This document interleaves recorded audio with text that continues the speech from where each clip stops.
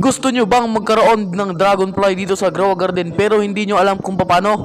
Well, ito ang life hacks para sa'yo. Pwede nyo tong tawagin na Insta Dragonfly Method, mabo. Ang kailangan nyo lang dito ay bug egg at saka konting orasyon.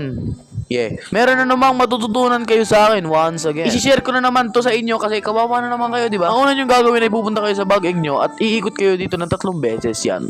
1, 2, 3. Sabay pakaliwa naman, maboy. 1, 2, 3. Yan.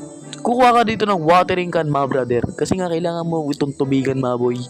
Pagtapos yung tubigan ng 3 beses, ay ang gagawin nyo naman, boy. Tatalo naman ito ng 2 beses na baliktaran, maboy. 1 and 2. Yan na, maboy. Tapos sabay yung gagawin nyo, boy. Dasalan mo, boy. Dasalan mo. Dragonfly, dragonfly, dragonfly, dragonfly, dragonfly, dragonfly, dragonfly, ma brother. Give me dragonfly, okay? Okay, dragonfly lang. Sapat na. Dragonfly lang, sapat na. Dragonfly lang. Dragonfly lang. Okay, so buksan na natin ito, maboy. What the heck is that? Sayang lang yung pagod natin, maboy. Pero ayos lang naman yun kasi worth it naman to. Magsisisi kayo sa uli. Same lang ating gagawin. Liko tayo na 3 beses clockwise.